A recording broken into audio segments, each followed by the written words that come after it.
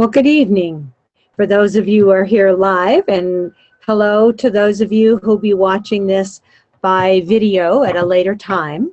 This is Sharon Barnes. I'm the therapist for sensitive and gifted, and I'm here to help you, to welcome you to CASIGY ACES Social and Emotional Development Program. This is 10 steps to developing emotional core strengths.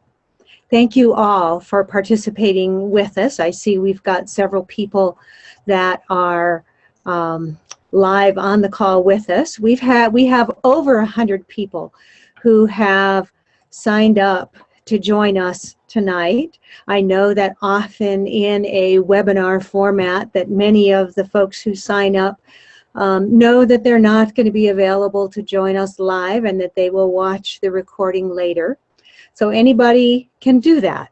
And the recording will also go out to everyone who was on the call, as well as to everyone who signed up for it and was not able to be present for the call. So welcome to those of you that are here tonight, and welcome to those of you who will watch it later. I'm Sharon Barnes. I'm a therapist for sensitive and gifted. I have a master's of social work from San Diego State University. I'm licensed as a clinical social worker to provide psychotherapy in the state of Colorado in the United States. So I provide local psychotherapy and counseling. I provide online distance consultation for those who are not in Colorado, or for those who are in Colorado but not local to me. I also provide presentations, play shops, and retreats and professional development for mental health professionals and educators all around the social and emotional needs of the highly sensitive and gifted. I provide Jungian-oriented depth work to help you release your creativity, heal your past, transform your pain, become fully alive, and find and fulfill your true purpose. We are here tonight to talk about the social and emotional needs, especially of gifted students as adults. We have many people who learned about this program at the recent Colorado Association of Gifted and Talented Convention. Gifted people are, depending who you talk to and what criteria you use, gifted people are about 3 to 5% of the population. Highly sensitive people are about 20% of the population. And so these are the two groups of people that our topic will likely be relevant to. So social and emotional needs are critical to the well-being of highly sensitive and gifted students and adults. When these needs are not met, that leads to low self-esteem, low self-confidence, often leads, or it can lead to any of these things, of course, can lead to anxiety and depression. So we're going to be talking about 10 steps to building what I like to call emotional core strength, or how to become social and emotional ACEs. This is the personal power pyramid. It's how CASIGYs, and that's an acronym that I'll explain a little bit later, can develop resilience. 10 steps to building emotional core strength. Now you notice, if you're looking at this personal power pyramid, that there's more than 10 steps on here. Well, that's because there's 4 foundation steps before we begin the 10 steps. Isn't that the way it is? There's always more to it than you think. But I think these foundation stones are critical, and that's why I'm going to be sharing them with you. We're going to target asynchrony, social skills, emotional resilience, and self-esteem. And the result is emotional resilience and emotional core strength for highly sensitive and gifted people. And that includes often people with ADD or ADHD, learning differences, learning disabilities, dyslexia, sensory processing sensitivities, sensory processing disorders even, all of these it can impact. Our goal, of course, is personal positive predictability that we can know for ourselves or our children, our students, whoever we're here to learn about. And I spent some time going through the information that you provided as you registered for this webinar.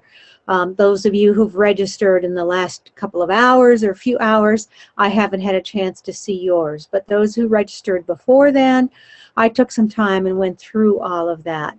And I believe that this personal positive predictability is relevant to all of you, whether you're here for yourself or whether you're here for your students or your own children, or all of the above. This is about knowing that no matter what storms come your way or come the way of those that you care about and are concerned about in life, that you can find a way through it that ends up being positive in the long run. And that you can find that positivity predictably and sooner rather than later. And sooner as you use these tools. At least that's the feedback that I'm getting from the children and the adults and the families that I've been sharing this with. So who is this presentation for? Who is this webinar for? It is for those who want to help themselves and their gifted children develop social and emotional skills to the ACE level. And we'll come back to that word ACE a little bit later. It's for those who want to develop your social and emotional skills to the ACE level. It's for independence.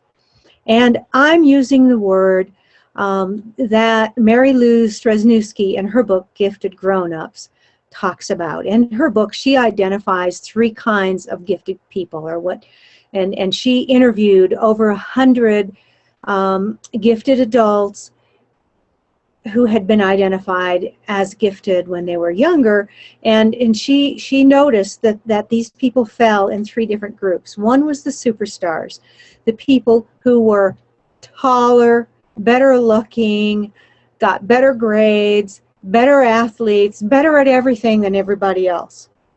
As she puts it in her book, these are what other people expect of gifted people, and these are the gifted people that make the rest of the gifted people look not so good. I love her sense of humor.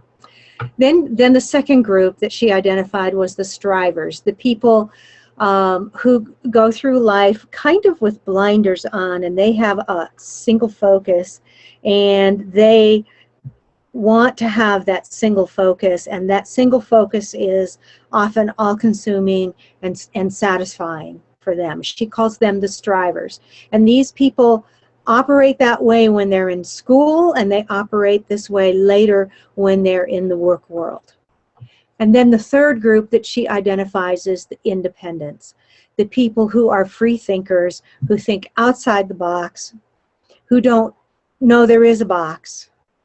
These are the people that I see most often in my counseling practice. These are the people who come to me most often with questions and concerns and are looking for resources for their students and their own children, because they're these independents. I like to call them mavericks. And these often include twice or multiple exceptionalities in the independents. That's often where they fall. And they often feel like misfits. And we'll come back to that some more later. And sometimes they feel like aliens from a different planet. And we'll talk more about that as well. This is for big picture people as well. People who want the big picture, who need the big picture, because we're going to be spending some time on that before we dive into the actual tools. And then it's for people who want to dive deep and not just scratch the surface. Although many people gave me feedback saying, as much as we covered, it felt like we just scratched the surface. So we're going to get as deep as we can in the time that we have. It's also for people who want to understand how things work or why things work, because we're going to be talking a lot about that. And it's for people who want to create lasting change. And then, last but not least, it's for people who relate to my approach, because there's many people who have concern about these issues that may not actually relate to how I go about things. And I'm very aware of that, and if you do, I'm happy, and if you don't, keep looking, because there's other people doing similar things that have very different approaches, and you very well may relate to one of them. But this is for people who can relate to my approach and find it helpful. So we're going to be starting with the foundation. And why we do that? Here's the picture of a skyscraper. This structure is 1,480 feet high above the surface of the earth, and they dug down 394 feet to build a foundation for this structure. So the taller you build, the deeper you need to dig. And when you're dealing with highly sensitive and gifted people, there's a capability of going far and building high. And so you want to dig down and create a good, solid, deep foundation to build on. The more storms you prepare for, the deeper you dig.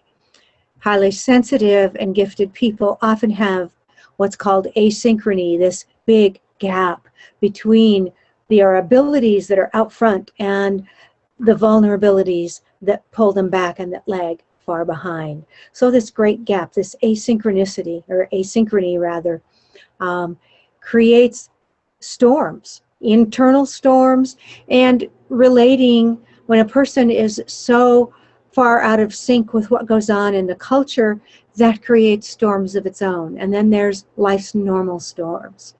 And I've been listening to people just this week sitting in my office talking to me about this, of what is this? Greater vulnerability on top of all of life's ordinary stuff. Well, life has a way of kind of leveling the playing field here with the greater abilities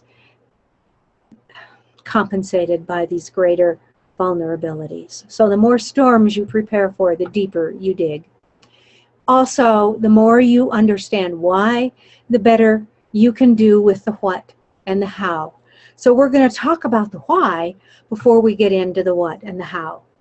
Now, I do have a few hesitations and reservations because humans don't fit into equations and formulas, and what I'm going to be talking about, that when we get to the steps themselves, they could be taken as a formula, and I really don't want them to be taken as a formula, but these are things that often work and often help, and often in this order, but not always. It's not a mathematical formula that you have to follow in this certain way, or you won't get the right answer.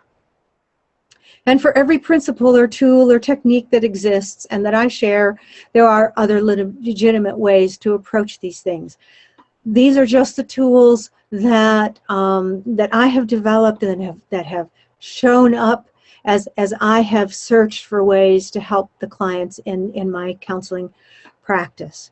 And I've kind of watched and paid attention to what helps more people, and I've kept those things, and the things that aren't so helpful just kind of fell away. So here is the accumulation of tools that have helped the most people that I've been working with over the last 20-some years that I've been in practice. And my role here is as a guide through the wilderness of inner territory.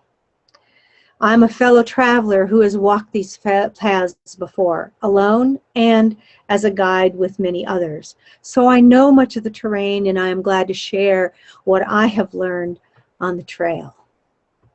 And I'm happy that you have decided to join me on this little bit of the trail that we'll cover in this webinar.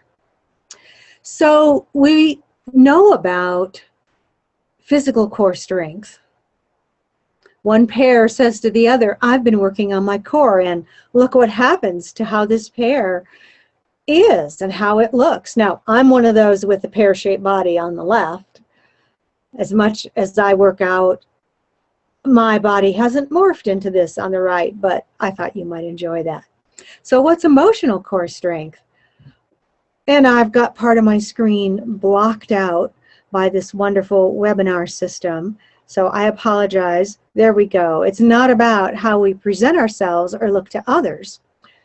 Oh, lovely. Let's see. Let's go back again. Get back to where, nope. I'm so sorry that we lost the slide there. There we go. Now we'll get back to where we belong. Okay. emotional core strength then focuses on the key skills and drills that are needed to become strong on the inside. I say drills because some of what I'm going to share with you is like practicing scales when you're a music student, or doing push-ups and sit-ups when you're developing physical core strength, or doing other things to develop your inner core. So this is becoming strong on the inside emotionally. Emotional core strength develops that internal strength and flexibility, which will, of course, make a difference in how we act and how we look and how we come across to others, just like it does physically. CASIGYs can be ACES at asynchrony, social skills, emotional resilience, and self-esteem. That's going to be our theme for the evening, and we'll come back to that again and again. And you'll see here ACES is an acronym as well, and you may notice I like acronyms. So what's an ACE? Well, here's an ACE baseball pitcher, and a baseball pitcher who's an ACE is typically the team's best starters, or on the short list of best starters, plural. He's often the first or near the top in the rotation, and he's the pitcher who plays the big games. So a social and emotional ACE, then, is one who can gain perspective. And I didn't realize this until a few weeks ago, as some of my children and clients and their parents have been telling me, so what have you been experiencing from using these skills and using these tools? And this is often the one they mention. This helps us to gain perspective, to kind of take a half a step back and see the big picture of our lives. And these are 5 Gs, as you see on the screen. This also helps you to gain understanding and acceptance of yourself and of others.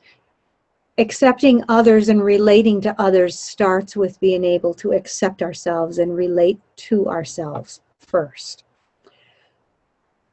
G number 3 is you'll gain skills to balance and express emotions. And by expressing, I'm talking constructively and appropriately.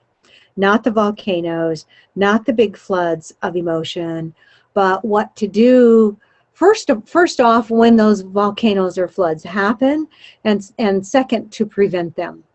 Starts with damage control, and then we work backwards and we gain more and more skills so that we can eventually prevent almost all of those. G number 4 is to gain skills to meet your own emotional and social needs effectively and constructively, and to gain skills to establish and maintain social relationships. Becoming a social emotional ACE, this is probably not what you'd like to hear, but it's a process. It's not a frozen dinner you can put in the microwave and have 3 minutes later and it's all done and ready to eat, or 5 minutes, or whatever it is. It's a process. But we live in this microwave society that we want instant results. Well, it's not. It's a process. Just like with physical core strength, that's a process. And it's not a process that you do one time and it's done for the rest of your life. These are practices that you develop and you use, and skills and tools that you use ongoing in your life. So it's a process that happens approximately in this sequence of 1 through 5. But we often want to skip to number 5. We want the result of the social relationships. And we want to skip number 1 to 4. It doesn't work that way. That's the bad news, and that's the good news. When we get perspective and we begin to understand ourselves, that helps us understand others.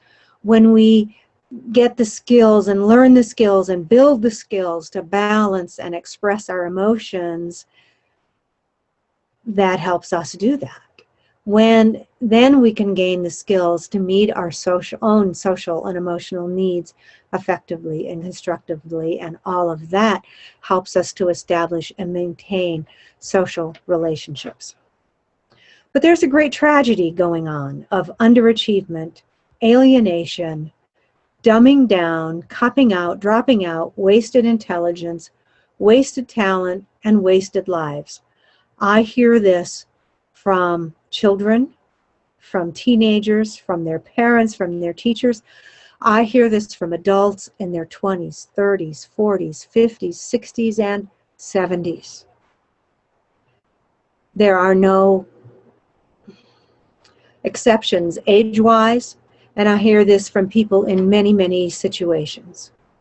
Sometimes this even leads to criminality and violence, school shootings by gifted students and highly sensitive students, and of course, this photo is of the crosses at the Columbine Memorial. This is difficult for me to talk about. You see, I lived less than a mile away from Columbine High School in that shooting. And I was appalled along with everyone else and traumatized along with everyone else. And it has a lasting effect. I have had parents come in and confess to me after we got started working and after their teenagers started improving, they've confessed to me, I was afraid my child was going to be another one of these. That's one of the reasons I do this, is I want to help prevent this as much as possible, as often as possible. I want to help heal and help people heal their hurts so they don't have to turn this direction to the dark side. And then there's the suicides of gifted and talented people, famous and not so famous. And this is the great tragedy that's going on, that often stems from this inner sense that there's something wrong with me.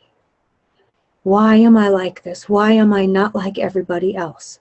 For you see, highly sensitive and gifted people often pick up very, very early in life that they're different. Sometimes it starts when they go to school in kindergarten or first grade. Sometimes it starts at preschool. Sometimes it starts earlier than that. I've had people tell me that when they were infants in arms, they understood this. They didn't have words for it at that time, but they understood it and they felt it. And many people talk to me about feeling like an alien, that they feel like an alien from a different planet. They don't belong on this planet Earth. But where do they belong? They don't know. And so this sense of alienation and that there's something wrong with them has brought many of us here. And who are the people that experience this the most? These are people with great creativity, people who are acutely aware, people who are aware of things that other people are not aware of, that most other people are not aware of. These are people that are super sensitive, and we'll come back to this later about high sensitivity and what is high sensitivity and what does it mean and what does it do. But it starts at the biological level. I'll just say that right now. People who are intense and often introverted. There's an intensity of the central nervous system that is behind the intensity and the sensitivity both. Introversion is an interesting characteristic. In most cultures around the world now, not all of them, but the majority of them, especially developed countries, about 75% of people are extroverted. That is, they gain energy from being around other people, and they are energized by social interaction. Introverts are energized by solitude. It doesn't mean that an introvert can't have social skills. Many introverts have worked very hard and learned many social skills and communication skills. But it's all about where you gain your energy from. What do you need to do when you replenish your energy? And when you combine introversion with intensity and sensitivity, that often magnifies all three of them. Gifted people often have all of these characteristics, not always, but they may. Other people may have 2 or 3, sometimes only 1, but I often find that people show up in my office saying, I'm creative and it's causing me problems. Or I'm so sensitive that I don't know how to get along in this culture. And the more we talk, the more we discover they've got 2, 3, 4, sometimes all of these characteristics. And so this acronym also is one that kind of developed over time. It's a shorthand way to describe all of these characteristics at once, or whichever ones that apply to you or to the children or loved ones that you're here and that you're concerned about. So you can feel free to use this if it fits and ignore this if it doesn't fit. I call it CASIGY. CASIGYs have a more perceptive central nervous system and a more reactive central nervous system. What do I mean by that? Well, Lucy Jane Miller, who lives just a little ways, or lives, her office is not far from mine, here in the South Denver metro area. She is an occupational therapist with a PhD and does a lot of research, and she has also developed, she is the brains and the energy behind the STAR Foundation, which is a treatment center for people with sensory processing disorders. I should say children with sensory processing disorders. And then she has the Sensory Processing Foundation that she is also the energy and the brains behind that. And in her book, Sensational Kids, she has these two charts that I have copied and reproduced for you here. On the left is the time in seconds that it takes the time in seconds on the bottom, and along the left-hand side, the amplitude in micro, whatever it is, micromos, I guess. You can tell I'm not a scientist in that sense. This is central nervous system responses in children with sensory processing disorder, the one on the right, compared to neurotypical children on the left. You will see here that there is a 5 to 10 times as much of a central nervous system response and a 5 to 10 times as fast as a response. Now, sensory processing disorders is way far out there on the spectrum. And the term highly sensitive person was developed by Elaine Aron, who's a psychologist who's done the research and written the book, The Highly Sensitive Person, and several other books about the same phenomenon in children and adults and in relationships. And her take on it and her stance is you are either highly sensitive or you are not. However, when I was first learning about giftedness, and when I was first reading about it, I ran across research that found that of the gifted people who are also highly sensitive, and that percentage or proportion or number or whatever wasn't addressed there, and I haven't seen it addressed anywhere else in research. If you know of some, I would love to hear about it. But they found that the more high intelligence that a gifted person has, a gifted, highly sensitive person has, the higher their sensitivity is also. So that would seem to imply that there very well might be a spectrum. And my observations in my clinical practice also seem to indicate that there also might be a spectrum. You can be a little bit sensitive, you can be a lot sensitive. The more kinds of sensitivities that you have, maybe the more sensitive you are, or maybe there's an intensity factor. I am not sure. I think these principles apply to people who are highly sensitive who don't have sensory processing disorders because of all of that.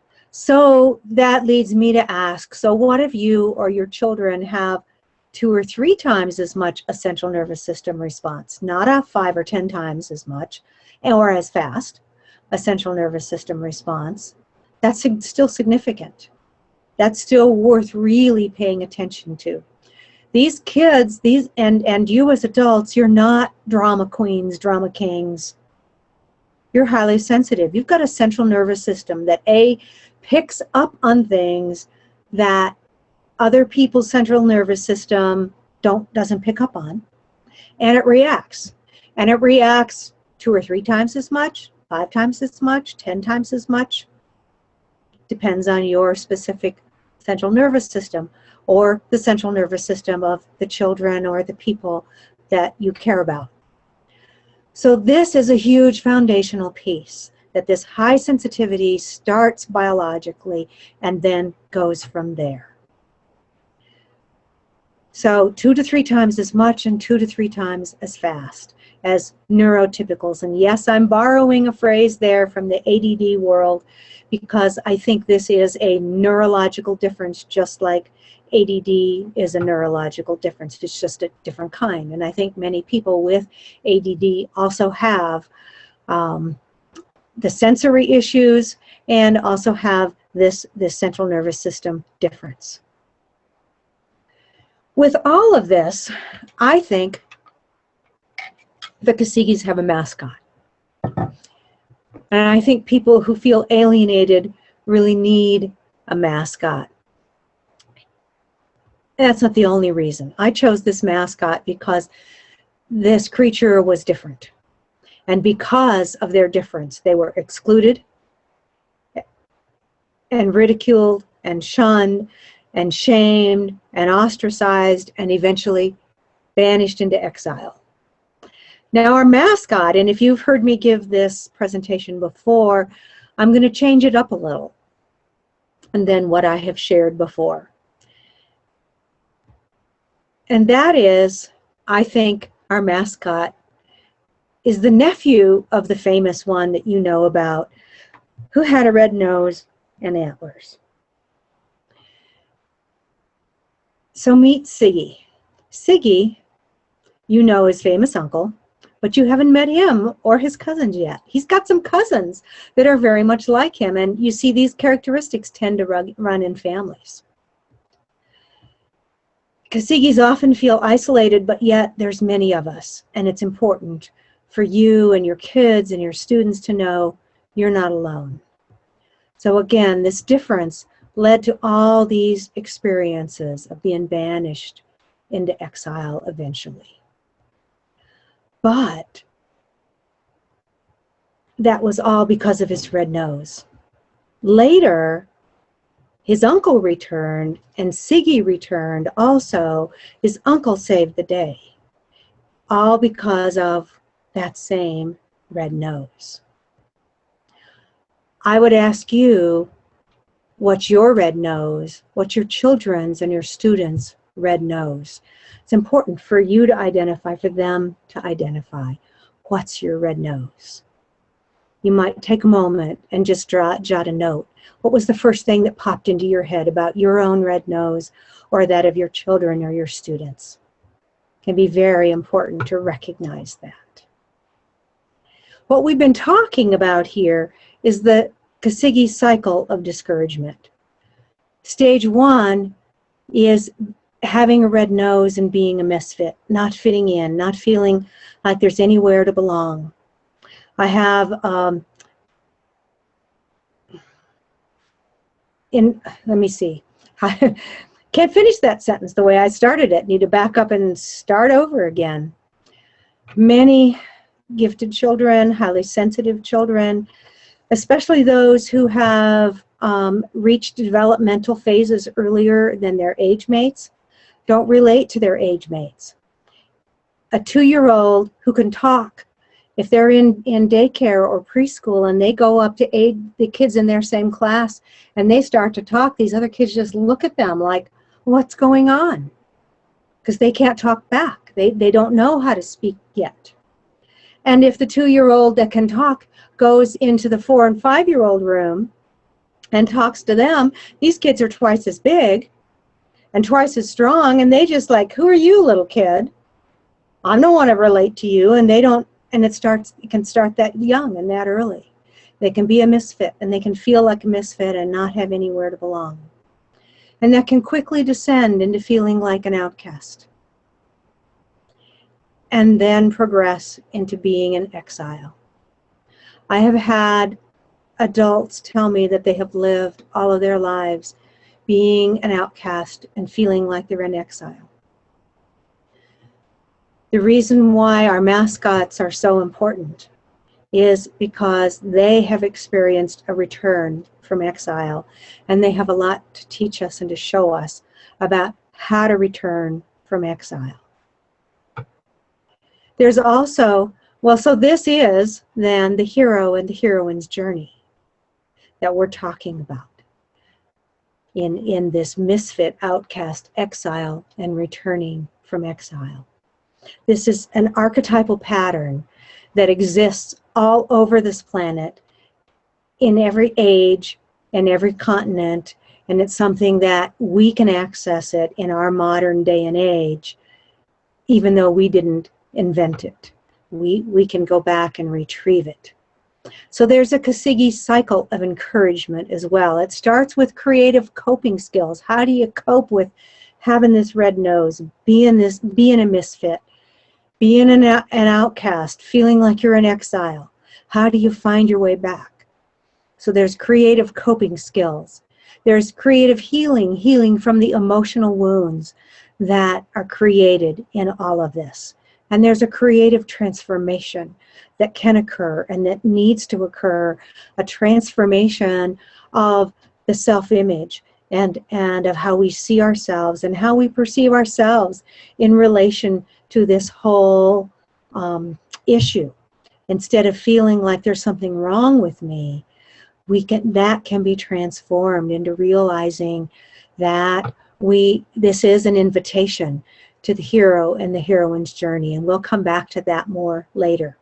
And all of this is so that we can come back and make our creative contribution. Highly sensitive people, according to Elaine Aron, are the priest advisors, or can be the priest advisor type people. And all through the Earth's history, that's what highly sensitive and gifted people have been. Unless, of course, they haven't gotten the healing. They haven't coped well. They haven't gotten the healing for the emotional wounds. They haven't transformed their self-image and their self-concept and their relationship to all of this. And those are the ones that have gone to the dark side, the Darth Vader, the Lex Luthor ones. Instead, when we go on the hero and the heroine's journey, we can come back to make our creative contribution. And it's my hope that the more I share this, the more people can complete this cycle and come back and make their creative contribution. So foundation, and I've kind of skipped what's on the bottom of the screen here. I apologize. That's all been foundation stone 1. Let me go back. Well, we got to go back way too many slides to connect that. But foundation stone 2 is who am I and where am I in this picture? And this comes after this big picture that we've been building. So who am I and where am I in this picture? And yes, the terrible twos and the teenage years are well known for their developmental task of discovering who am I. I believe that CASIGYs face this who am I question far more pervasively than do many others. Now, I also recognize that CASIGYs are not the only ones with differences and not the only ones who face this question more often.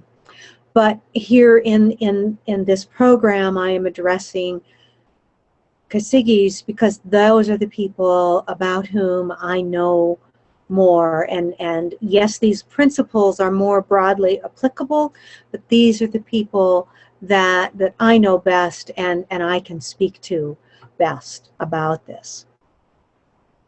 I would like to propose that we live in a world that's primarily filled with people who are like these two horses. These are draft horses, plow horses, wagon puller horses, whatever you want to call them. The Budweiser horses, and I was not paid to say that. That's just ones that probably most people are more familiar with than anything else. These horses are doing something in current day that was done 100, 150, 200, and hundreds of thousands of years before that, pulling a plow. A draft horse is a horse that is happy, Look at the contented look on these horses' face. They are hooked up as a team. They are working together. They are pulling this plow, and they are going back and forth across this field, the same field. They are plodding along all day long, and they are contented doing it. I would propose very few CASIGYs would be content doing something like that. In fact, I think this is what describes what CASIGYs are much more than a draft horse. A racehorse, a thoroughbred horse, is a different breed of horse. One is not better than the other. They're just very, very different creatures. Neither one is better, neither one is worse. A racehorse needs to run, and they need to run fast. They may need another horse to kind of feed off of, like these two horses seem to, or they may want to run alone. Either way, they are horses that need to run. A CASIGY's brain often needs to run, race fast. A CASIGY's brain often jumps far ahead of others. They perceive things, again, that other people don't. They pick up on things that other people don't. They get the implications of issues that other people don't get. Sometimes there are also people whose bodies need to run fast. These are people who need physical exercise on a regular basis, or they develop aches and pains, or they're sluggish, or they just don't feel good. And their bodies and their brains don't work well if they don't get physical exercise. A racehorse is also going to notice a mouse on the side of the path that a draft horse isn't even going to know it's there. And a racehorse will react to the mouse that the draft horse doesn't even see, doesn't even perceive. So a racehorse is a very different creature. And I think this is a great metaphor for some of the differences that CASIGYs have from most people. So here we have the contented draft horses compared to the eager, need to go fast racehorses. And then so it's important to identify which one of those do you or your kids relate to more? And where are you on this, or where are they on this cycle of discouragement? Do they feel like a misfit? Do they act like they feel like an outcast? Do they act like they're in exile? Do we feel like we're in exile? And or are we looking for a return? Are we in exile and coming back? Where in this picture are you? And it's important to remind ourselves that, again, CASIGYs have this more perceptive and more reactive central nervous system. We're not making up any of this. We're not creating something out of nothing. We're not creating a mountain out of a molehill. This is really biologically based that then shows itself in all these other ways. And we're here again because CASIGYs can be ACES in dealing with asynchrony, social skills, emotional resilience, and self-esteem. So this personal power pyramid is a multi-purpose tool. And I think we're missing maybe not, but in any case, this is out of order for where I thought it would be, so it threw me off a bit. We'll go ahead and talk about it, and hopefully we'll backtrack to what I wanted to talk about next. But this is a multi-purpose tool. This is all about the cycle of encouragement, the first phase, the first stage, creative coping. It's also about preparation for the hero's journey, heroine's journey, and its tools to use on the journey. So foundation stone number 3, and yes, this was the slide that I expected next. What is the most powerful yet hidden tool that parents and teachers have that will help children and teens become social and emotional ACEs? I call it modeling, or monkey see, monkey do. It's the most natural way. Modeling is the most natural way we all learn. It also takes one to know one, and you cannot lead someone where you are not willing or able to go. If you haven't been there, you don't know how to get there, you can't go there yourself, You're not going to be able to take your students and your children there. So the most powerful influence on the child is the unlived life of the parent or the teacher, according to Carl Jung. So the things that wake us up in the night, the things that keep us awake at night, the things that prey on us, that we don't talk about to anybody, that has a powerful influence, and maybe a more strong influence on our children and our students than does anything else. It has a much stronger influence on them than what we tell them.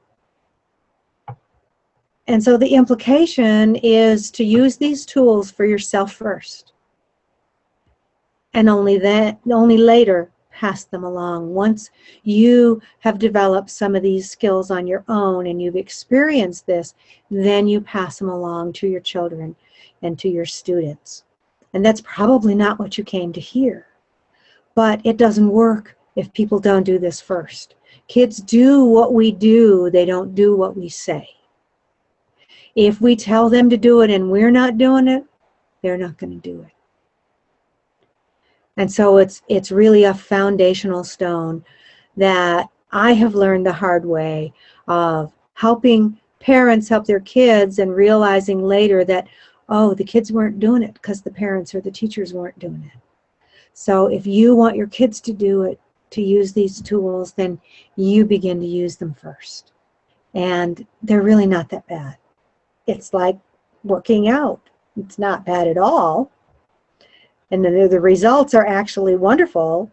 There can be a little soreness, there can be a little discomfort, and we'll help you with that for yourself and for your kids.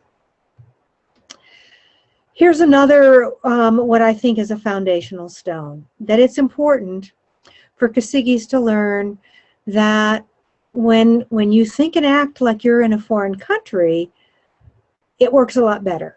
And I suggest that you think and act like you're in a foreign country because you do. Because again,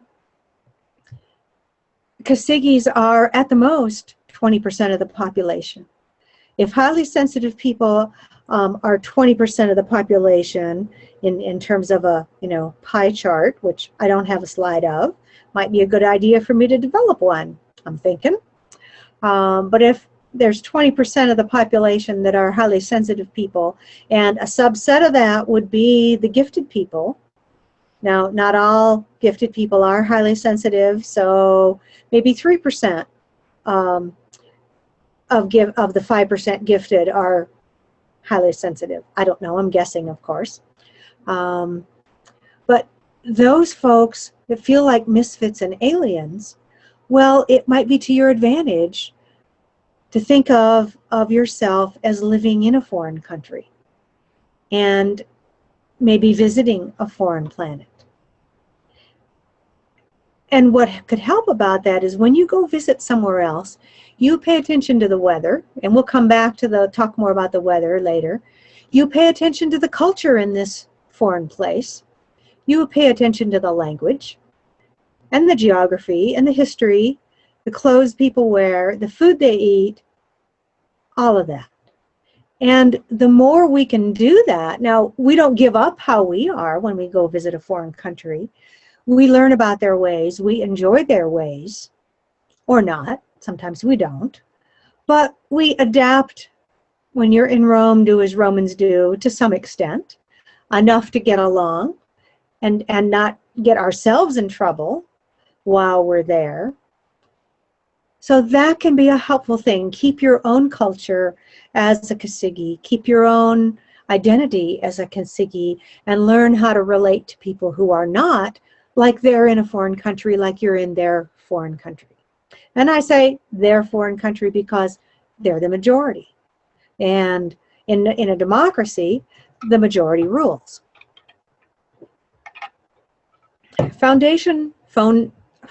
Stone number 4 is that emotions are like ocean waves. Ocean waves are a natural phenomenon. Emotions are also a natural phenomenon. Ocean waves are made of energy. Emotions are made of energy. Ocean waves don't ask our permission. They just show up. Emotions don't ask our permission, they just show up. Ocean waves respond to the weather, the moon, and the Earth's movement, and many other things. Emotions respond very similarly. Emergency rooms and psych hospitals fill up on the full moon.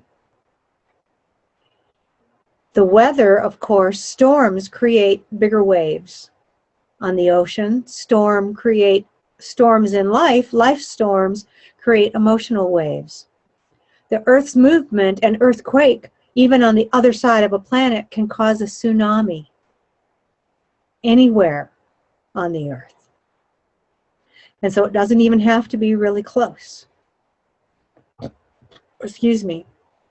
Our first reaction to ocean waves and to emotions are to fight them. I don't know if any of you have ever fought an ocean wave. Those who have tell me it doesn't work so well and that we lose. When we learn to read ocean waves, and when we learn to read our emotions, we can stay safe. I went to the beach. My brother used to live in Hawaii, and while he was there, he learned to surf. And later, several years later, he and I were visiting there at the same time, and I watched him, and he was getting ready to go out in the water and surf. And before he did that, he sat down on the beach and he just looked at the water. And I looked at him, was like, what are you doing? But there was something about the intensity with which he was looking. He wasn't just relaxing and watching the waves. He was looking intently with purpose. And so when he finished that, I asked him, what were you doing? And he said, I was studying the waves to learn what their character, what their nature is today, what the waves are doing today. And I'm going to teach you how to study your emotions and how to watch your emotions so that you can stay safe in your emotions and they don't carry you away like they sometimes do, and like we're afraid that they're going to do. And like a surfer learns to ride the waves on the ocean, you can ride your emotional waves and have fun. Yes, that's a lot of foundation. Absolutely a lot of foundation, because we're building tall, and so we needed to dig deep. And the first step on the personal power pyramid is what's been happening. What I'm talking about is we're really good at getting together with friends, as families, and we talk about what happened in our day. Or not. In this day and age, often we don't see each other very much, and we need to make time for this, and we need to talk about what's been happening in our lives. Some of us are pretty good at it. Some of us are, quote, too busy to do this. And this is step number one. Get together and talk about what's happening in our lives. This is actually a pretty culturally accepted thing to do. Step two is where we get into foreign territory and difficult territory. And that is, how am I feeling? How am I feeling in my body? How am I feeling in my emotions? In my body, I may have tension in my shoulders. I may have knots in my stomach. I may have a headache. I may have legs that are uncomfortable or feet that are uncomfortable. I may be cold or hot, or who knows. But it's important to tune in and pay attention to what's going on in our body. The culture that we live in actually teaches us to cut ourselves off right about the neck or chin and live from there up. And it's important to reconnect head and body, mind and body. So what's going on in our body? I would invite you, if you have something to write with and on, to write down, just to jot a note or two about what are you feeling in your body right now. And then move on to, what are you feeling emotionally? Are you sad, happy, mad, glad? other more complex emotions. What emotions are you feeling right now? And I would invite you to jot down next to this, the other that you just wrote down, any emotions that you might be feeling. Any frustration or fear or happiness or sadness or anxiety or you name it. Jot down whatever pops in your head of emotions that you might be feeling right now. This is not an easy thing to do in today's world. There's at least 9 barriers to feeling our emotions that I've identified. The first one is don't feel. I watched this develop before my eyes when one of my sons was an infant and my father and mother were visiting, and we were all standing in the kitchen, and my father was holding my infant son in his arms, and my son started to cry. And my father took him, and you know, he was holding him kind of like this because the infant was vertical, up and down. And so he was holding him around his middle and probably had one hand this way and one under his bottom kind of thing. Well, he took his arm that was around my son and made some kind of a comment of stop or don't or whatever. And he squeezed him. Just, you know, a quick squeeze. Didn't hurt him. My son got this super startled look on his face and instantly stopped his crying. That was a don't feel message. It was also a don't cry message, which is a don't express your feelings message. So it was 2 messages all wrapped up in one. Sometimes it can start that early and that young, but how many of us have heard, don't feel sad, don't feel mad, don't feel bad, and then we also get messages about don't feel too happy or too glad. It's not said directly, but it's said very subtly. And then there's a number of other things that we know we don't have permission to feel. Women have greater permission to feel than men do in most world cultures right now. But all of us don't have very much permission to feel much of anything at all. And that's the biggest barrier of all. We don't have time to go into all the rest of them, but I thought it's really important for us to acknowledge that we all face all these barriers to feeling and expressing our emotions. And then we're afraid that if we do feel our emotions, we're going to have to shovel a pile of manure all day long, all week, year long, whatever. What we have forgotten in our predominantly urban societies is that this pile of manure turns into fertilizer and is in fact the best fertilizer that there is when we want to grow beautiful things. So we all learn to stuff our emotions. It's as though everybody wears an invisible backpack, and when we feel emotions that we don't know what to do with, we put them in there, one after another, after another, after another. And eventually, we can't stuff any more in there. So what happens? We have emotional volcanoes that happen in our kitchens and in our cars and in our living rooms and in our classrooms and on our playgrounds. Or we can have emotional floods that just flow right through and take over everything like floods do. Or there's an emotional iceberg where those 2 things burn themselves out and there's just this iceberg walking around in our family, in our classroom, in our house, in our car. And we're numbed out, or our kids are numbed out. Or we're afraid the dam will burst and it's all going to come out at once and it's never going to stop. We're afraid to let ourselves cry for fear we'll never stop. Well, you know, recently they have taken down some dams on some rivers. And what they've discovered as they've begun to do this is the engineers have spent long hours, weeks, months, sometimes years figuring this all out and planning it so that it doesn't damage the environment and how are they going to do it and calculating how long is it going to take. It never takes as long as they think it's going to take to empty out a reservoir. into the riverbed. It never takes us as long as we think it's going to take to empty out the emotions that we have dammed up either. So the next step is, what size is this wave of emotion? How strong or fast is it? I wonder if any of you have been on a beach where they had different colored flags according to the size of the waves.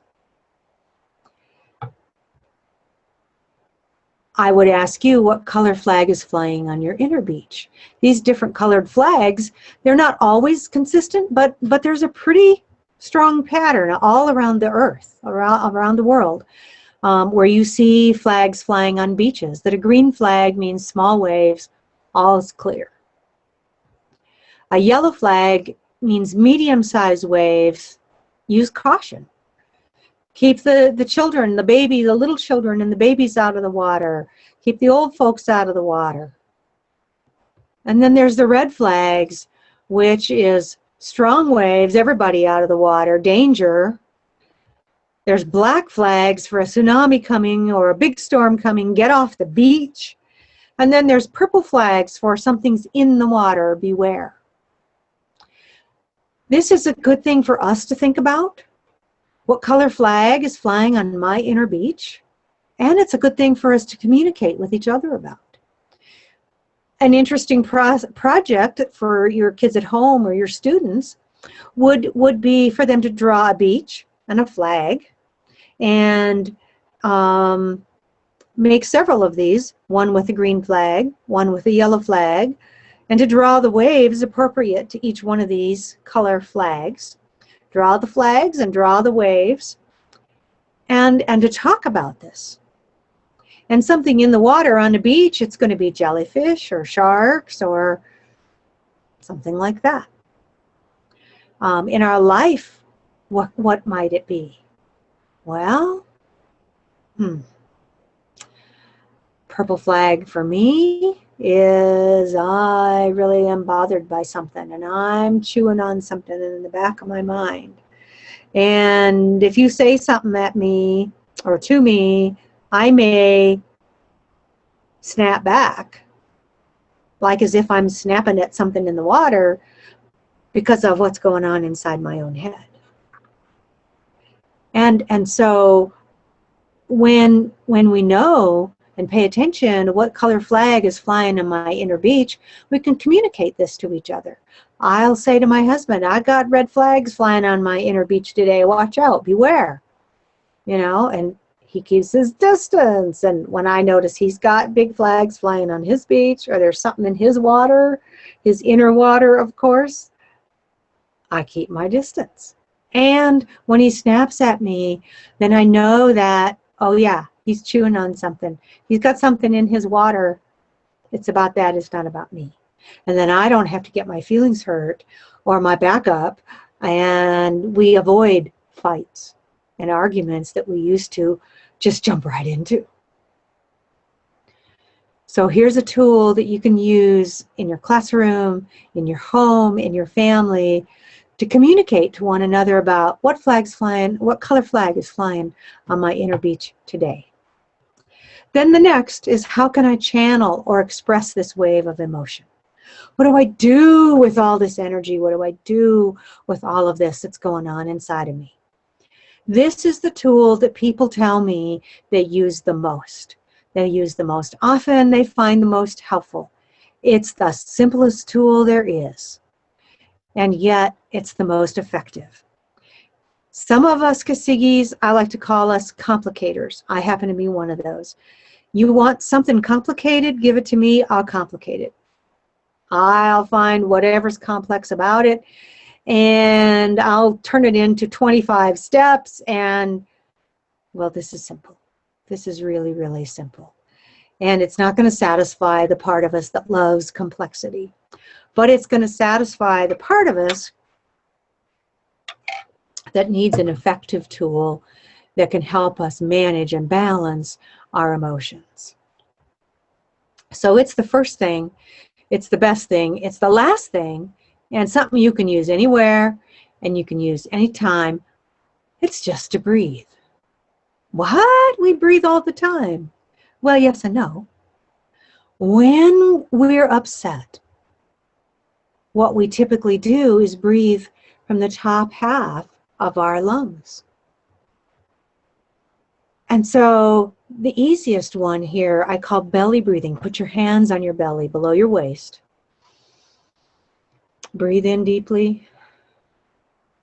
Breathe out deeply. Slow your breathing down. Breathe in, and I invite you to do this with me right now. Breathe out very slowly. Slow it down. Breathe in. Breathe out. This is something to teach your kids to do. Practice the belly breathing. I suggest you practice this belly breathing. And I don't know if you've noticed, as I've been doing this, my voice has come down. I have relaxed just with this little bit of breathing, slowing down my breathing and deepening my breathing. It's rare for people to do this and not experience that. The more you practice this, the more it will become available to you. I have a handout, and I don't think I put it on the screen, but if you go to my website, therapistforsensitiveandgifted.com, that is on the bottom of the screen, there's a resources tab. Inside the resources is a CASIGY toolbox. Inside there is a relaxation breathing tools or techniques handout with this one and 2 other breathing tools on it. These are free downloads, free. It's on there as a PDF. Print it out, share it with whomever you like. These are your go-to first tool to use to channel and express emotion. And there's another one that I'm going to just forward through because it's on that handout. So how can we channel or express this wave of emotion again? We're afraid to let any out because we're afraid the dam is going to burst. Going back to the analogy of the dam, what do they do with physical dams to keep the dam from bursting? They build a flue, open up a flue or more than one flue to let out small amounts of water frequently, ongoing, often continually, and they will open up more or less according to how much water is coming downstream in the river. So to save a dam, you open a flue. How? Release your emotions in small amounts and often. How do you do that? I've created a tool called the CASIGY Tune-In Tool, or as one of my young clients said one day, "Oh, this is the Daily Dynamite." And I thought, well, duh, but leave it to a kid to think of it and notice it. So this is also on that, in that same CASIGY toolbox inside the resources tab on my website. You can print these out anytime you want. And the one that's there has enough for a whole week. It's got 7 days worth to put the highs and lows and one other thing, 1, 2, or 3 things in each of these boxes of what's happening. You notice that was step 1, or yeah, step 1. And how am I feeling, body sensations and or emotions, is step 2. So here we are on step 4. How do we channel it? This is a way to open up a flue. When you're first starting this with your kids, I would recommend that you actually talk to them about it first. And you ask them these questions and get a conversation going. And this is kids in your family, kids in your classroom, either one. I find that there's some normal and natural times a day to do this, and we'll come back to that later. But the best practice here, the ideal scenario, is to do this every day, once a day. Doesn't have to take very long. It can take 5 or 10 minutes. That's all the time you have to set aside, and that can prevent all kinds of problems later in the day or the next day if you do this in the evening. This is opening up the flue to let a little bit of water out, a little bit of emotion out, often in a controlled way. So this is a very controlled way. It's a small amount. This is not letting, just opening up the dam and letting it flow forever and ever and ever. This is open up a flue and let little amounts out. So that backpack that we, instead of stuffing things in there, we're putting them here. And it also, in little trickles, helps to empty out the backpack. Especially when what's on here relates to what's in there. And we'll come back to that later also. So 1, what's happening? 2, how am I feeling? And the next one is, how big are the waves? What color flag flies on my inner beach? So this pulls together steps 1 and 2 and 3. Prime times to do this, especially in the beginning, is at the dinner table. If you have a time when you have a family dinner, this is a great time. So what's up? What's happened? How was your day? What was the highs and lows of your day? Tell me what happened. And at bedtime or car time, and for you, for yourself, take 5 minutes or 10 minutes out of your day. And I encourage adults to write this down, and children as they get old enough to write, and as they get used to doing this, if you've been talking about this with them, and you've been doing it verbally, then you talk with them, but give them the page and let them write it down. And they don't have to write full sentences. This is not an English test. This is not a grammar test. This is not a spelling test. Leave all of that out of it. It's just enough words for them to be able to facilitate the flow of this emotion through them. This is the flue that you're opening up in the dam to let these small, measured, controlled emotions out. And let them flow on through. Do this for yourself. Do this with them. Another tool, and this is another tool that both kids and adults tell me that they use a lot. Kids use it at school. Adults use it at work and at home, particularly when you're feeling an emotion that's an unpleasant one, a negative one, a one you don't want to feel. This is called catch and release. It's based on the principle that you have to catch it before you can release it.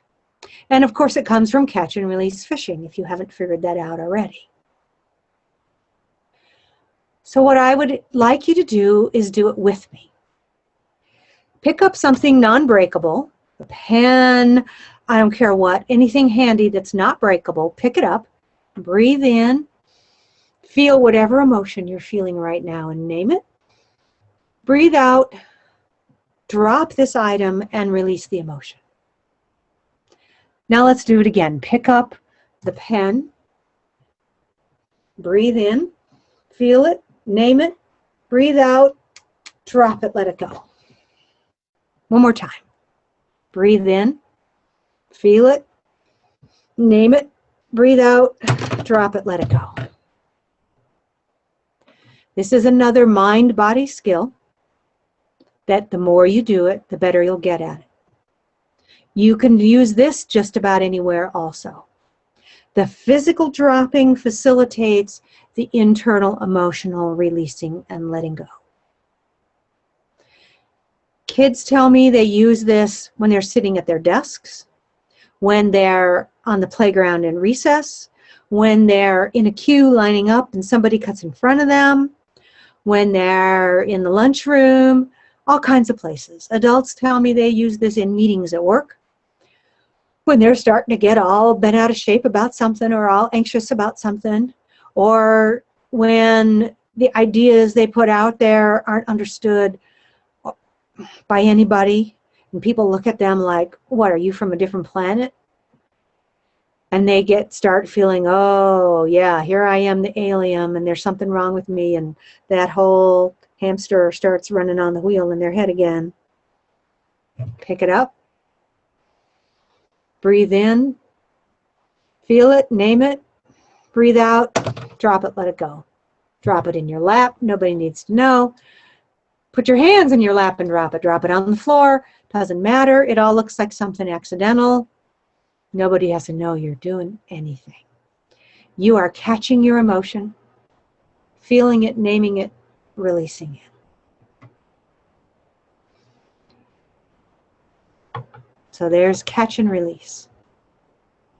Number 5 is, what do I need? This guy has decided he's going to outsource his emotional needs. There's a lot of us who would love to do that, who wish we could.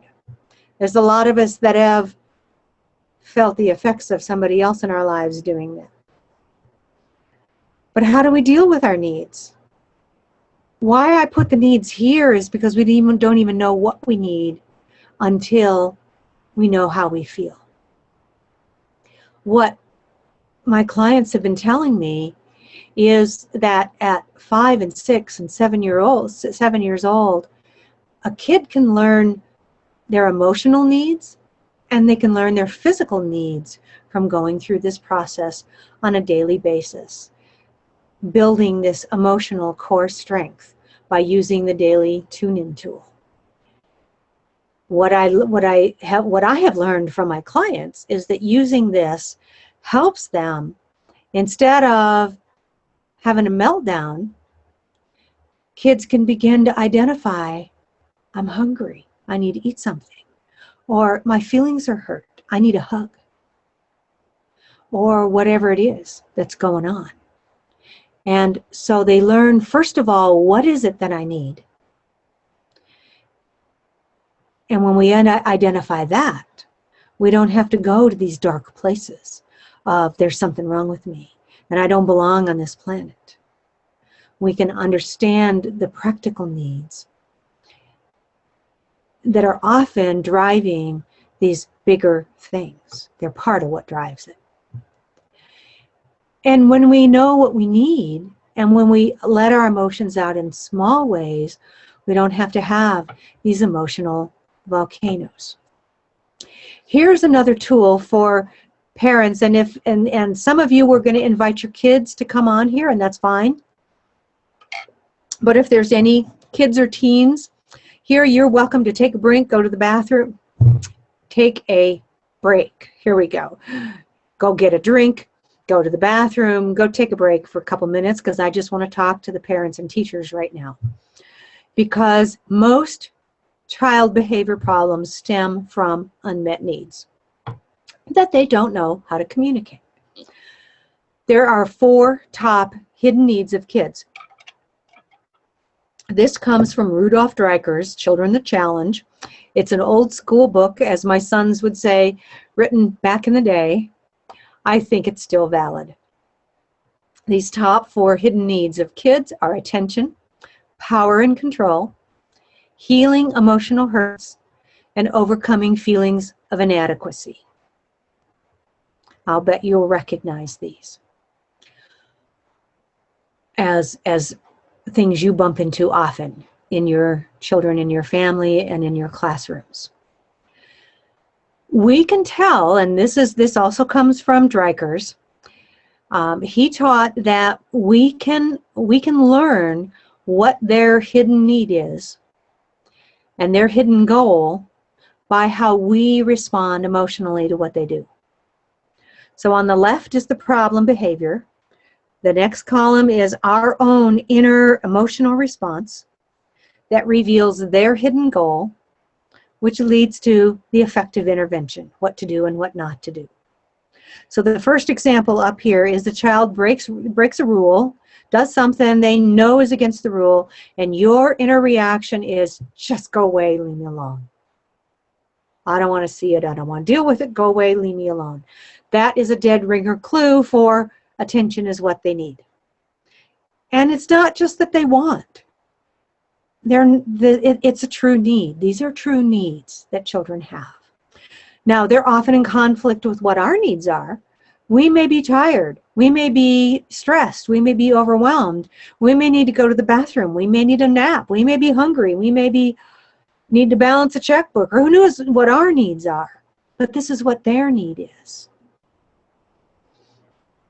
And this leads us to the effective intervention, is when possible, ignore the problem behavior, the thing they broke the rule, or give as little attention to it as possible, depending on how big of a deal it is and what kind of a rule they broke and blah, blah, blah. That's up to you to figure out how much you can ignore it or how you can downplay it, how little energy you can give it. And then give preventive attention. At another time, not back to back with, if you have to administer consequences, if you have to do something to keep, if it's a safety situation, or if you have to, you know, put them in timeout or whatever tools you use, and interventions you use with them, at a different time, not back to back with those, you give them preventive attention. My kids are grown and gone, and I have grandkids, and so the example that comes to my mind that to illustrate this is actually my dog, and it's a dog we used to have, not one we have now, but this was a black lab, and they're very energetic dogs. They're CASIGY dogs, I believe. They've got just energy that doesn't quit. And I eventually, the hard way of course, learned that if I would take 5 minutes when I got home from work to play with this dog and to give her eyeball time, tug of war, or some such thing, wrestling with her, or some such thing where we were face to face looking in each other's eyes, there's something about that that's especially effective. If I gave her 5 minutes of eyeball time at the beginning of the evening, I would prevent an evening worth of trouble from her. She would stop getting under my feet. She would stop chasing the cat and tormenting the cat. She would stop doing all these problem behaviors. And she would stop doing all these things that would make me want to put her out or put her in the garage or somewhere, this go away, leave me alone thing. Same thing with our kids. Preventive attention, when they're doing a lot of attention-getting stuff, when they're doing stuff they know is wrong and our reaction is go away, leave me alone, that's a clue they need more eyeball time, more attention. If they break the rule and our inner reaction instead is to get angry at them and to go back and forth inside, I just want to fight them and make them do, or, you know, or forget it, I just want to give in.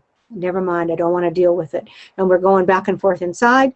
It's a power and control thing.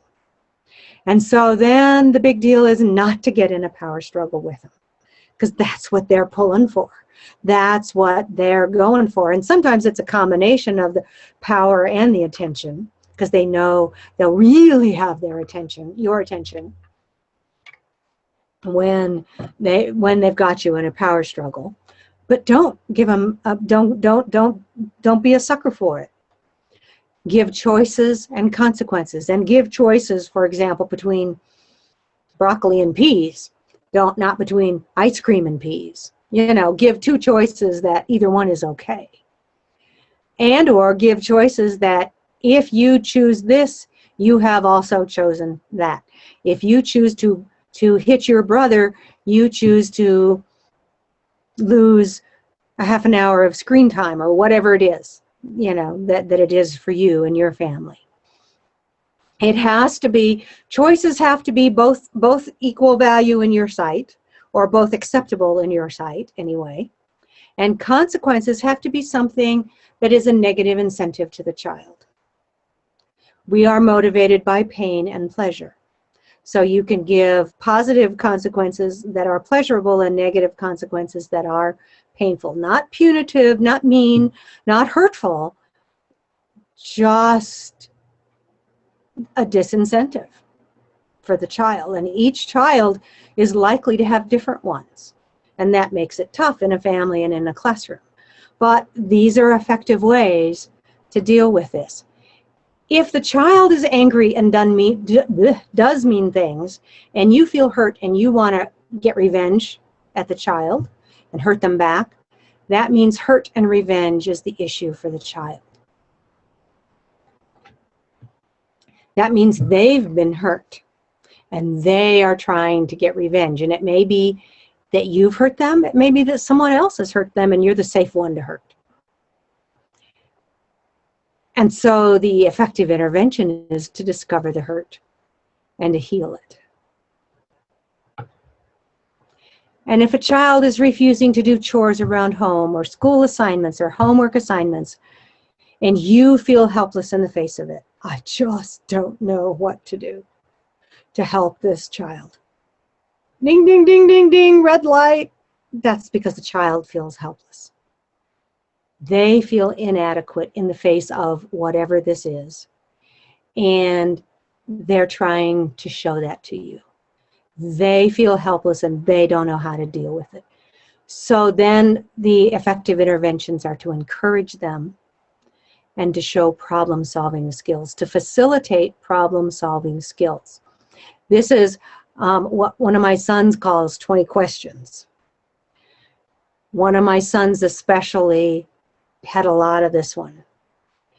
And he would act helpless so much. And I just can't do this. And do it for me, and etc. And I wouldn't. I refused. I was fortunate in having a good role model in a parent. Actually, both of my parents, but my father was especially good at asking questions that would get me thinking in the direction of the problem-solving process. So he would ask me questions that helped me understand the problem better and kind of led to the next step. And then he would, and if I could get it and go from there, he'd let me be. If I didn't, then he'd ask more questions. And so you teach problem-solving skills by asking the child questions that helps them to think through what they need to think through to solve the problem of whatever it is. You teach them how to solve the problems by showing them and asking them these questions. Okay, so if you've got kids that are watching, this is a great time to invite them back, if they want to come back. What is the meaning or the significance of the situation? And I'm realizing I've gone a lot slower, and you may want to, some of you may have to cut out, I don't know, but I'm going to keep going till we finish the presentation. It looks like it's going to take us a little longer than predicted, but I want to give the full content here tonight. So what is the meaning or the significance of this situation? How do I interpret this event or situation? What's my first take on what it means? We all have a first thought. What's the first thing that pops in my head when we ask, what does this mean? And then it's important to ask, what does it really mean this? Because things are not always as they seem. Things are often not what they seem to be. And then it's important to ask, what else might it mean? In the beginning, our foundation stone number 1, the big picture, we talked about Sig and his famous uncle and CASIGYs and our assumption or our conclusion that many of us have drawn early in life. You're different. Therefore, something's wrong with you. You're defective, inferior, inadequate. We've made these conclusions. I'm different. Therefore, something's wrong with me. I'm defective. I'm inferior. I'm inadequate. That's the first thing that often comes to us as CASIGYs. More often than you would think. At least I hear of this a lot. Dabrowski's theory of positive disintegration speaks to this. He teaches that emotions influence personality development, and that intelligence is not a sufficient condition for human development. Or we wouldn't have Lex Luthor, and we wouldn't have the Columbine shooting, and we wouldn't have Darth Vader, and of course those are mythical characters, but why do we relate to them? Why do we like these stories so much? That's because they relate to life so much. Intelligence alone is not a sufficient condition for human development. The experience of negative emotions is essential for advanced psychological development. Now, this is 180 degrees of what you're going to hear out there in the culture, and what you're going to hear from the majority of mental health professionals out there. And that's why Dabrowski is so important for gifted and highly sensitive people to understand. The experience of negative emotions is essential, and therefore the goal of therapy is not necessarily to eliminate negative emotions. Again, we have been taught to fight off, just like we fight the ocean waves. We've been taught to fight our waves of emotion and defend them off and defend ourselves from them. We're 180 degrees from the culture here. We're counterculture here. The goal of therapy is not to eliminate negative emotions. When individuals are on a path of development, negative emotions are instead essential companions. And negative emotions break apart lower levels of development and thus prepare us for higher levels of development. So having negative emotions may be a harbinger of further development.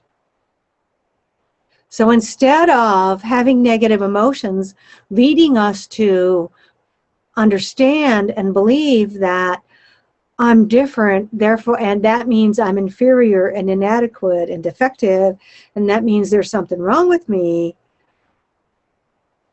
this is an alternative approach.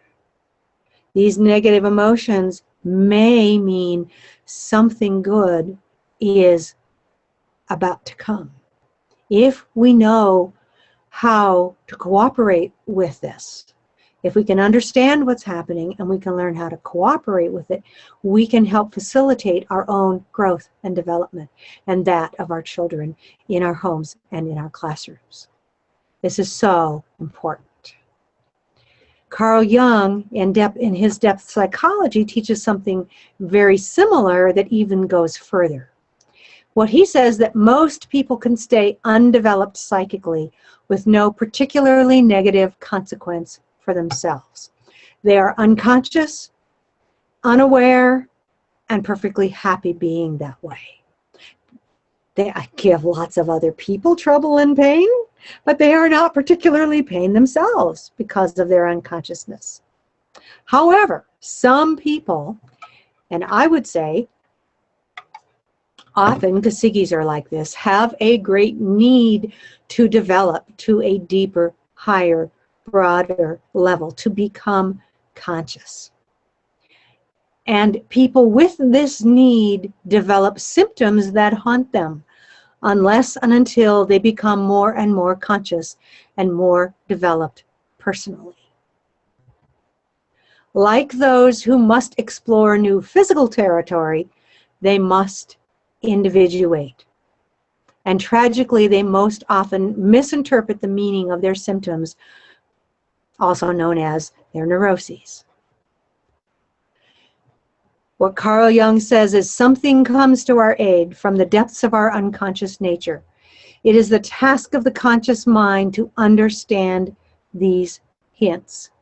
If it does not happen, the process of individuation will nevertheless continue. The only difference is that we become its victims and we are dragged along by life towards that inescapable goal. Sorry.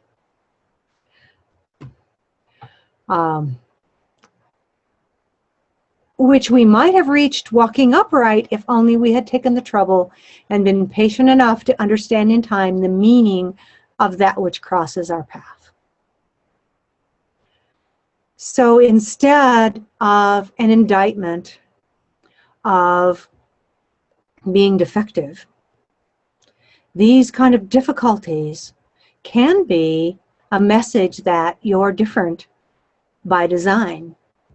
They can be an invitation to the adventure of the hero and the heroine's journey. So the meaning and the significance of the situation can be very different than what we imagined it to be.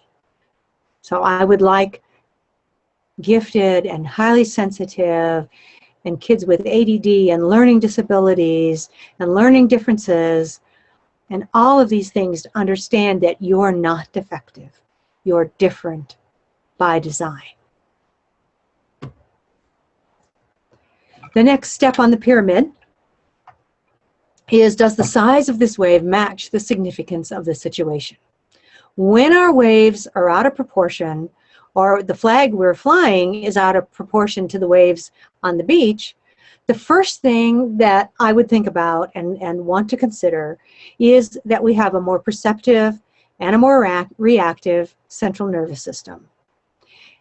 And when that's in play, and that's what's happening, then we need to go back to the tools of breathing, of catching and releasing, of balancing out our emotions, of helping to flip the switch in the body from the stress response, which is also the fight or flight response, to the relaxation response. And these are the most likely causes, and they're therefore the first line of defense of what to do when our inner waves are out of proportion to what's happening out there. The next thing to think about is that the analogy that I like is that when you've got two string instruments in the same room, a piano and a guitar or a violin, and you play a C on one of those, the C in the other one may vibrate. Doesn't always, but may often vibrate. Inside of us, a very similar phenomenon happens. And that is what's going on in the here and now may vibrate at the same frequency as something in our memory. And so it's going to reactivate in that memory, and the intensity of the emotion that we feel is going to be in proportion to what's happening here and now, along with what happened in the past. And it's like when it rains and puddles form and it keeps raining and the puddles join each other, these join each other inside of us, and that raises the intensity of the emotion that we feel. And so it's very helpful to separate it out. How much is right here and right now, and how much of it is old stuff. And then to deal with them separately, and to help our kids deal with them separately as well. So there's a pull from the past, there's a push to the future. And these old things that come back are often like complexes. That's another Carl Jung term. We're familiar with the term inferiority complex. There's endless types of complexes, but these are constellations of energy inside of us that get activated and feel like they're just kind of taking over. And the more we can identify that and make them conscious, the less unconscious power they have over us, and the less total power that they have over us. What are my limits? How can I honor them? Creative people, idea people, people that see the implications, that see the big picture. Oh, and people with great abilities and great sensitivity and vulnerability have a hard time with limits a lot of the time. And that's why I include it in here. So what are my limits? We all need fences. We need big, tall, sturdy fences sometimes. Sometimes we need fun fences. But we need fences. Our kids need fences they can bump into. And we need fences for ourselves as adults. When am I over my limits? When am I finished with something? When am I finished with my housework? When am I finished with my homework assignment? When am I finished with this paper? How much is enough? How much effort, time, money, energy? What's good enough for this project, for this paper? How can I reconcile the needs of my mind and my body? My mind just goes on and thinks of this and that and the other and all these umpteen things, and my body is just one body. And I can only do one thing at a time with my body. And then we have needs versus wants, and all these opposites that tug on each other for our time and our energy. So we need fences that we can bump into. We often need to deal with this tug of war inside of us, and we need to expand our inner scope, and as it were, bring all these different parts of us to the table and have a conversation with ourselves. The part of us that wants to do more and more, and the part of us that says, I'm tired and I've done enough and I can't do more. Or the part of us that says, it's not enough. And the part of us that says, oh, yes, it is enough. All of these. The part of us that wants to follow every idea that we get, and the body that says, I can only do so much. Again, these opposites. And to tolerate this. And then there's the opposites of the creative and the fun versus the mundane and necessary. These are typical things that come for both children and adults that are creative and sensitive and intense. What can I do about this, or how can I accept this? So we accept the waves by this catch and release process that we've talked about. We first stop resisting the waves. We feel the waves. We let them flow in, knowing that they're going to flow back out like they do in the sea. We watch and we study the waves.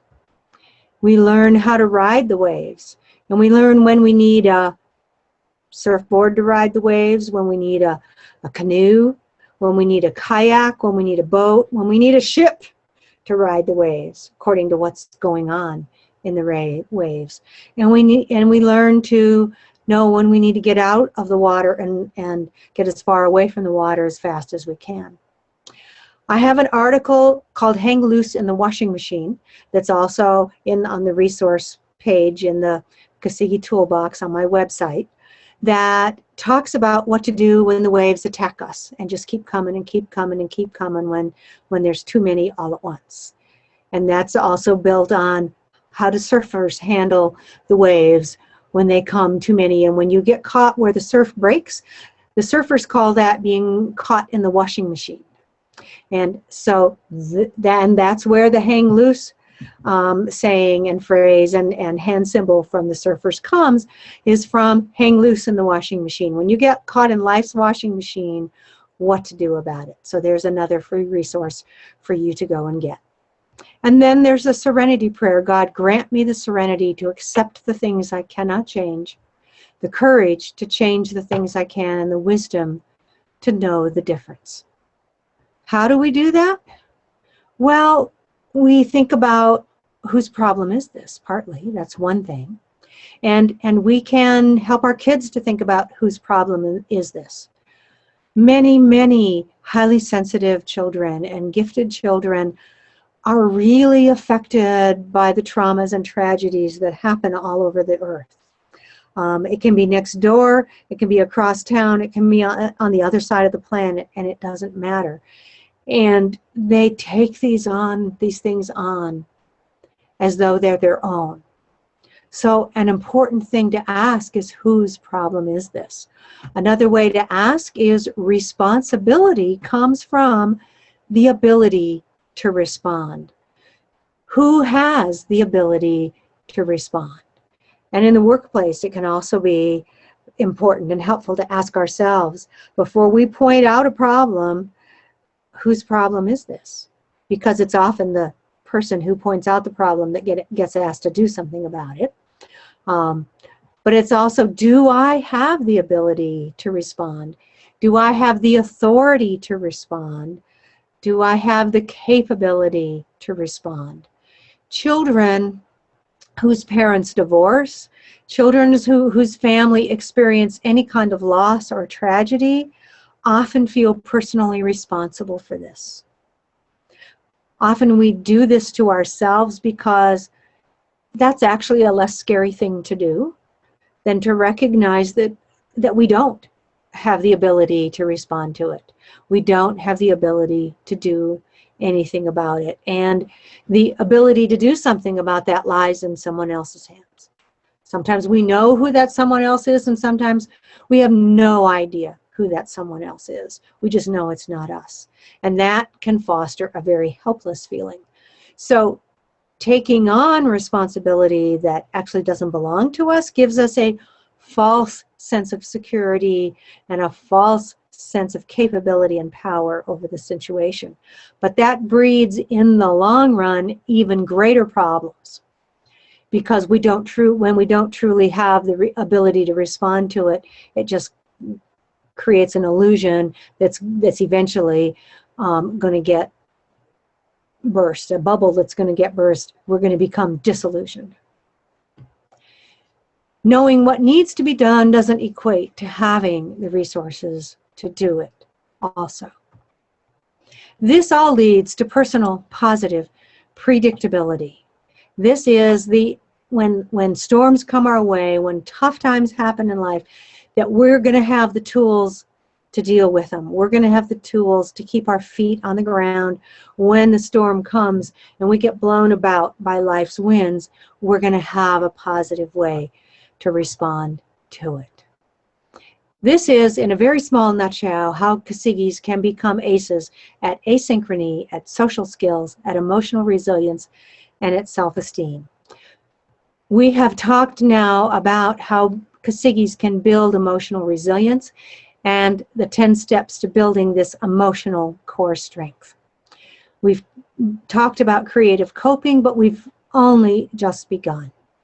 What do you do when the waves pound and pound and pound? What do you do when there's a tsunami?